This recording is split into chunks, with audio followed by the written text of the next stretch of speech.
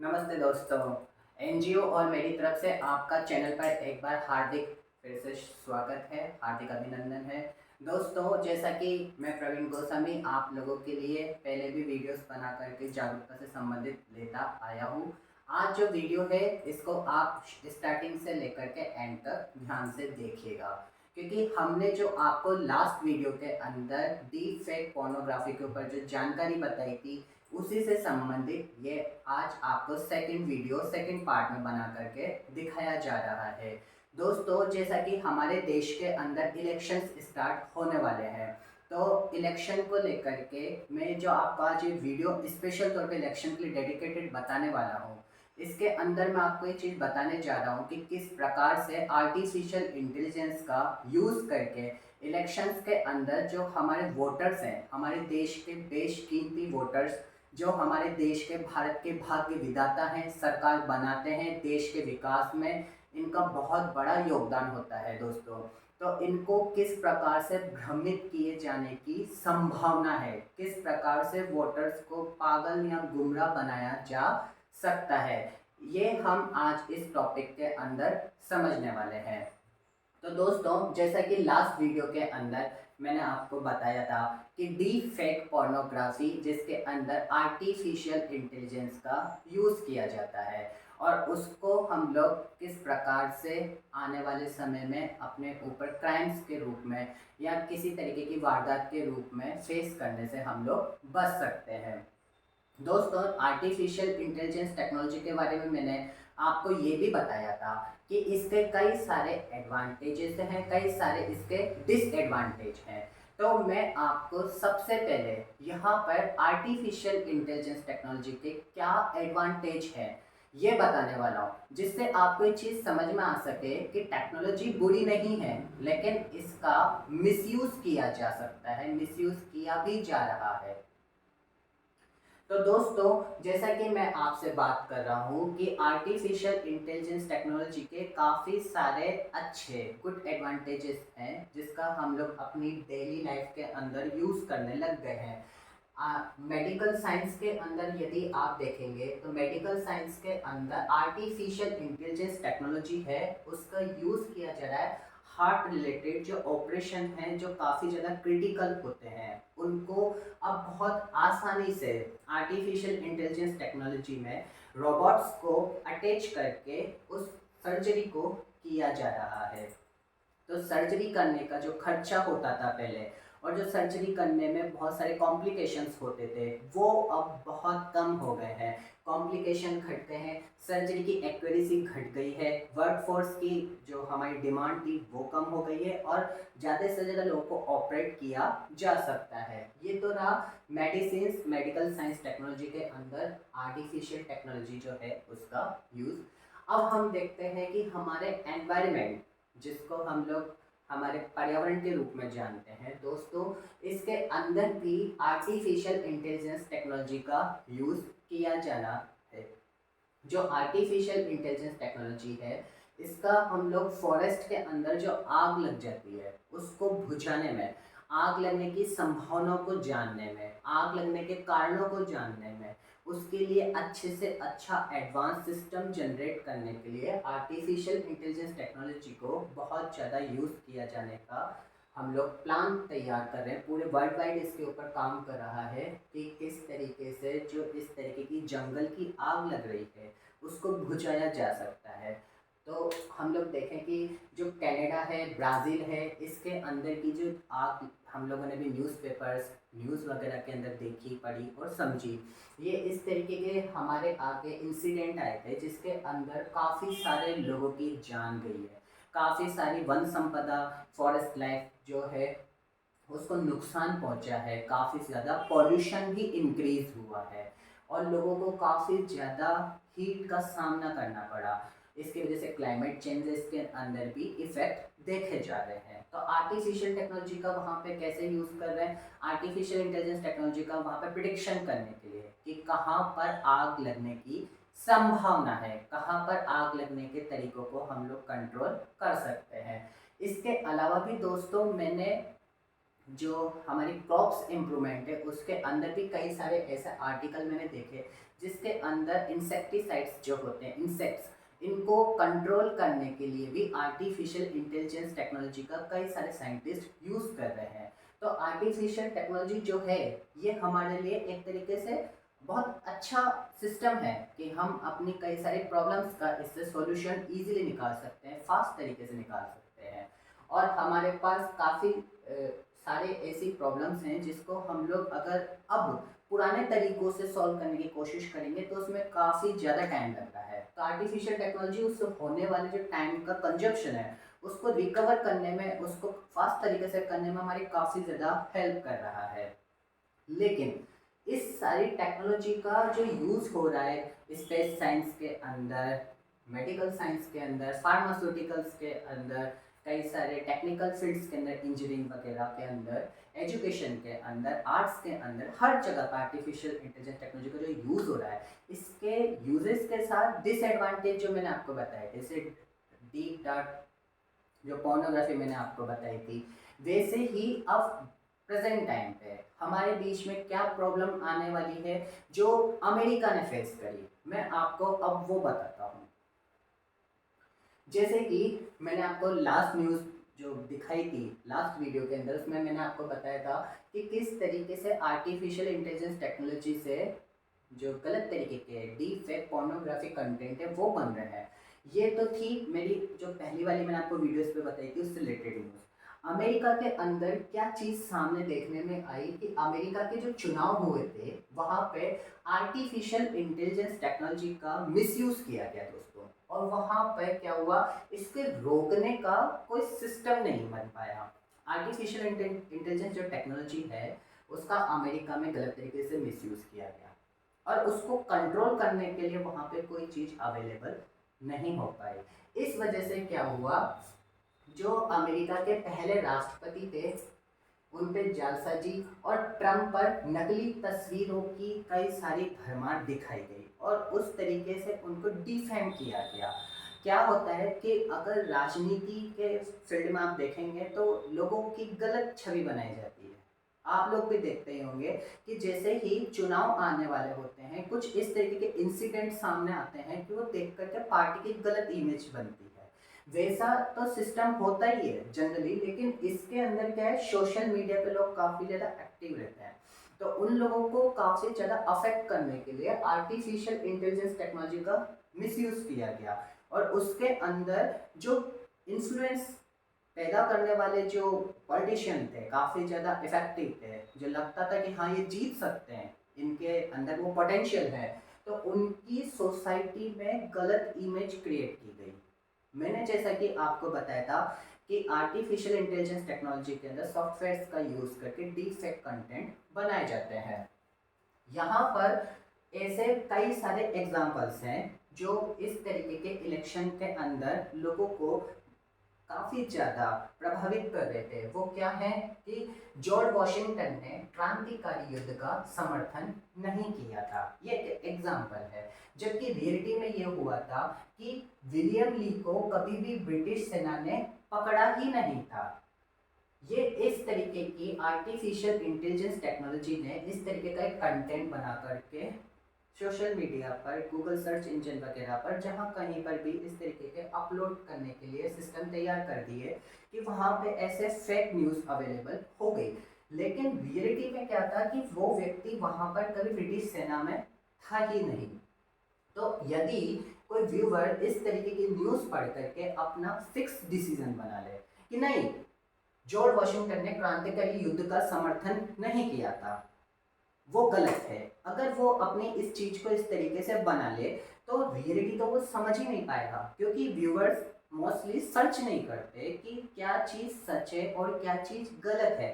इसी वजह से क्या होता है, ऐसे फेक कंटेंट दिखा करके जो लोग होते हैं उनको काफी ज्यादा प्रभावित किया जाता है।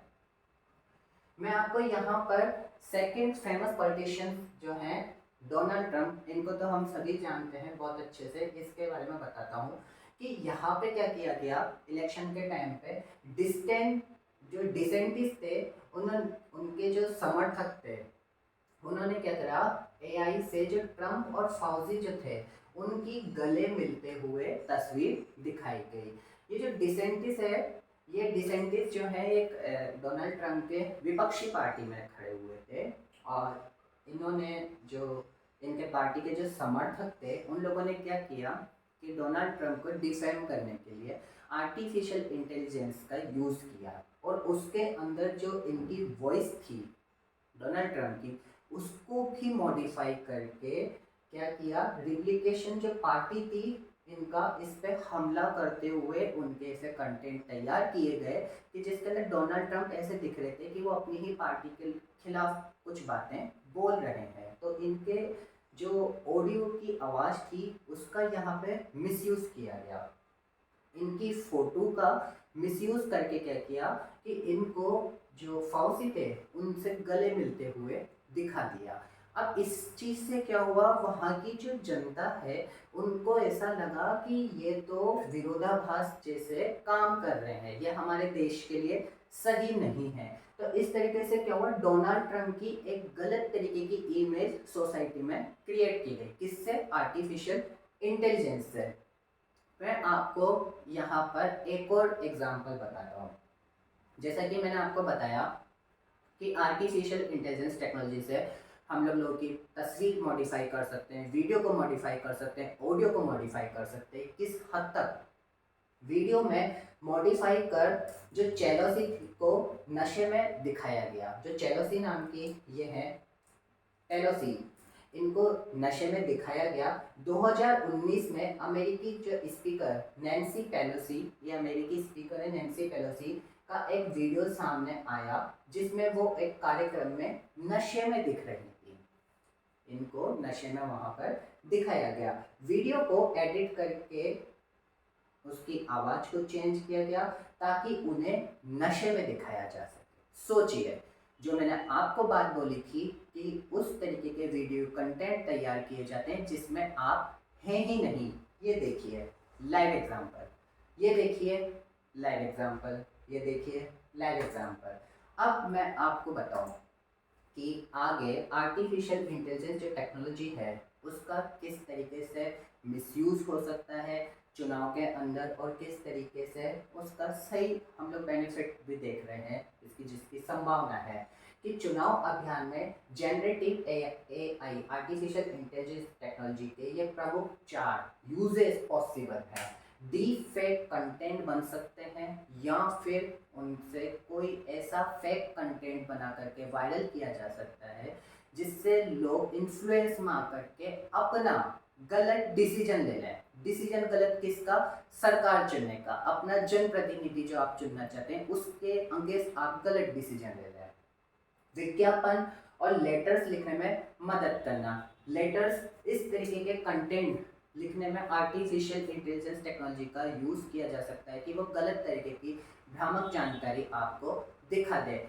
लेकिन इसका ये सही यूज़ भी है कि आपको चुनाव का प्रसार प्रचार करने में ये काफ़ी ज़्यादा मददगार हो सकता है कि अगर आप इसका यूज़ करें तो आपको फास्टली अच्छे से कंटेंट बना करके दे सकता है। जन जन तक पहुंचने के लिए खास कंटेंट की स्पीड बढ़ाना, ये जो वोटर्स हैं उनको अप्रोच करने के लिए स्पीड बढ़ाने में हेल्पफुल हो सकता है। परफॉर्मेंस एंड सेंटिमेंट्स एनालिसिस, जो यहाँ पर सॉफ्टवेयर का इस्तेमाल करेंगे हम लोग, वो डेटा माइनिंग के लिए हम लोग करेंगे जिसके अंदर जो वोटर्स होते हैं उन तक हम लोग अप्रोच करते हैं। तो यहाँ पे वोटरों की जो डेटा माइनिंग का प्रोसेस होता है उसके अंदर भी आर्टिफिशियल इंटेलिजेंस टेक्नोलॉजी का यूज़ किया जा सकता है। दोस्तों, ये सभी जो चीज़ें हैं, ये सभी तो चीज़ें हुई कहाँ पर? अमेरिका के अंदर और अदर्स कंट्री के अंदर, लेकिन ये चीज़ें हमारे भारत में भी होने की बहुत ज़्यादा पॉसिबिलिटीज़ हैं, क्योंकि जब अमेरिका जैसा देश जो है वो इसके ऊपर कंट्रोल चुनाव के टाइम पे नहीं कर पाया, तो ये संभवतः है कि हमारे देश के अंदर भी जब आर्टिफिशियल इंटेलिजेंस टेक्नोलॉजी है तो इस तरीके का मिसयूज़ किया जाए और लोगों को काफ़ी ज़्यादा भ्रमित कर अपने प्रति आकर्षित कर लिया जाए। इसलिए दोस्तों, आपका जो वोट है, आपका जो मतदान है, ये देश का भाग्य निर्धारित करता है।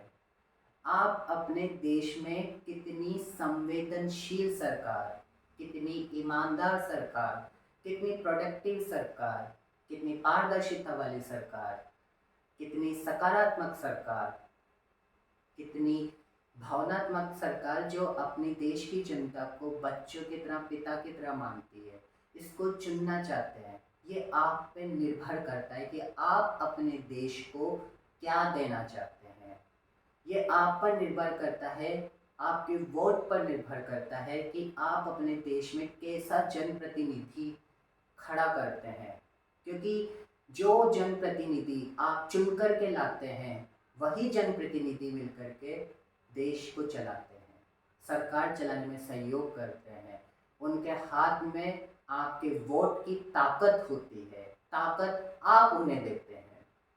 इसलिए दोस्तों, मैं एक भारतीय के तौर पर, एक सोशल वर्कर के तौर पर आपसे रिक्वेस्ट करता हूँ कि जब भी आप अपना वोट दें, निष्पक्ष होकर के इस भावना से बाहर निकल करके दें कि इस वोट से मेरा ही कोई पर्सनल हित होना है। आप पूरे देश का विजन लेकर के चलें, आप पूरे देश की माताएं, बहनों, बच्चों का भविष्य देख करके चलें, ना कि किसी पर्टिकुलर जाति, ना किसी पर्टिकुलर धर्म को देखते हुए आप वोट दें। क्योंकि दोस्तों, जो पहले के लोगों ने किया, आज उसकी वजह से हमारा देश बहुत मुश्किल से अपने पैरों पे खड़ा होकर के आज सामने खड़ा है। स्थिति आप देखिए, आज भी समय है दोस्तों कि हम लोग पूर्ण जागरूकता के साथ, पूरे विवेक के साथ, पूरे इंटेलिजेंस के साथ सही और गलत को समझ लें।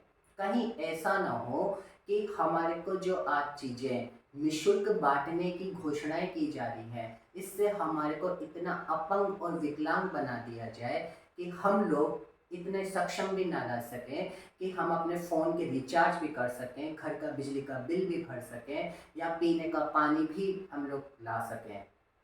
ये एक 21वीं सदी के भारत की सिचुएशन है, जिसके अंदर लोगों को इन छोटी छोटी चीज़ों से लुभा लिया जाता है कि आपको ये मिलेगा और आप वोट दीजिए, और हमारी देश की जनता इस फ्री के सिस्टम के पीछे पागल हो जाती है। दोस्तों, ग्रामीण क्षेत्रों के अंदर तो स्थिति और ज़्यादा बेकार देखने को मिलती है, जैसा कि आप जानते हैं।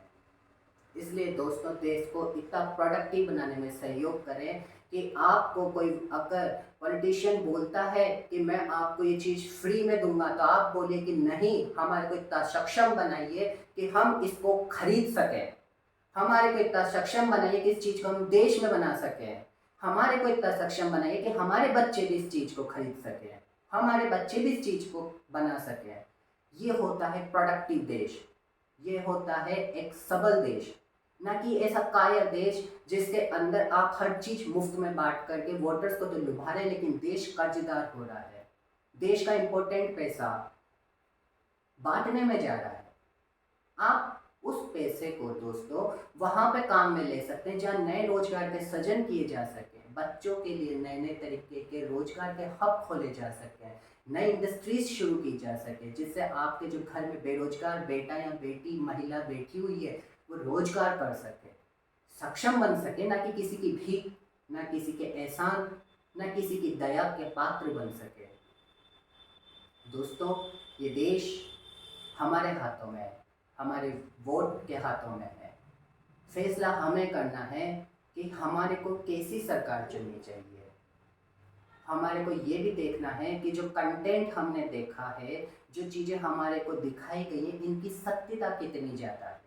उनकी हिस्ट्री में जाइए, बुक्स में पढ़िए, न्यूज़पेपर में उनके खोजिए क्या तथ्य हैं, तब जाकर के एक निश्चित फैसला लीजिए, ना कि किसी सोशल मीडिया पर आवे, व्हाट्सएप पर या किसी फेसबुक, इंस्टाग्राम पे किसी छोटे से पोस्ट को देख करके आप फिक्स हो जाइए कि नहीं, फैसला यही करना है, यही होना है।